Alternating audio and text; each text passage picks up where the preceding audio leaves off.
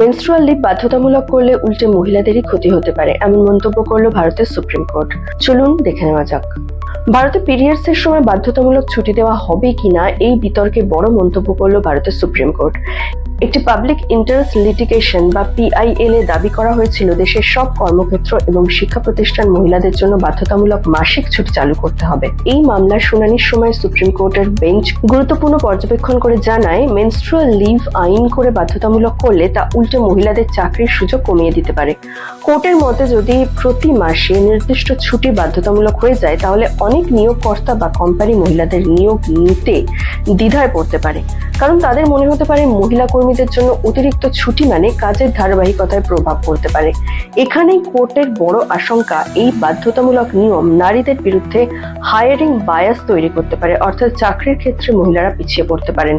শুধু তাই নয়, কোর্ট আরও জানায় এমন আইন করলে সমাজে ভুল ধারণাও তৈরি হতে পারে যে মহিলারা নিয়মিত কাজের ক্ষেত্রে কম সক্ষম, যা লিঙ্গ সমতা বা জেন্ডার ইকুয়ালিটির লক্ষ্যের পরিপন্থী, অর্থাৎ অপোজিট। তবে গুরুত্বপূর্ণ বিষয় হলো সুপ্রিম কোর্ট মেনস্ট্রুয়াল লিভের প্রয়োজনীয়তা অস্বীকার করেনি, বরং তারা বলেছে মেনস্ট্রুয়াল হেলথে একটি বাস্তব ও গুরুত্বপূর্ণ বিষয় এবং কর্মক্ষেত্রে নারীদের স্বাস্থ্যের কথা অবশ্যই বিবেচনা করা উচিত। এই মামলায় কোর্ট সরাসরি বাধ্যতামূলক ছুটি চালুর নির্দেশ দেয়নি, তার বদলে কেন্দ্রীয় সরকারকে বিষয়টি বিস্তারিতভাবে পর্যালোচনা করার পরামর্শ দিয়েছে। সরকারকে বলা হয়েছে নিয়োগকর্তা, কর্মী, স্বাস্থ্য বিশেষজ্ঞ এবং নীতি নির্ধারকদের সঙ্গে আলোচনা করে একটি বাস্তবসম্মত ও ভারসাম্যপূর্ণ নীতি তৈরি করার কথা ভাবতে। বর্তমান পরিস্থিতি ঠিক কি? ভারতে এখনো জাতীয় স্তরে বাধ্যতামূলক মাসিক ছুটির আইন নেই, বাধ্যতামূলক মেনস্ট্রুয়াল লিভের আইন নেই। তবে কিছু রাজ্য এবং বেসরকারি সংস্থা ইতিমধ্যেই স্বেচ্ছায় মেনস্ট্রুয়াল লিভ দিচ্ছে কর্মীদের।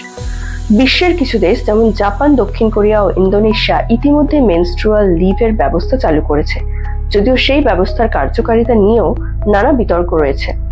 এই রায় শুধু একটি ছুটি নিয়ে নয়, এটি আসলে মহিলাদের স্বাস্থ্য, কর্মক্ষেত্রের সমতা এবং অর্থনৈতিক বাস্তবতার মধ্যে ভারসাম্য খোঁজার প্রশ্ন।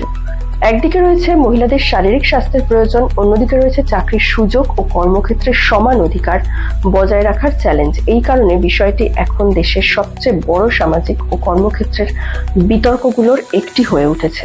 আপনার মতামত কমেন্ট সেকশনে জানাতে পারেন। প্রতিবেদনটি ভালো লেগে থাকলে সাবস্ক্রাইব করুন রেড পোস্ট নিউজ। ধন্যবাদ।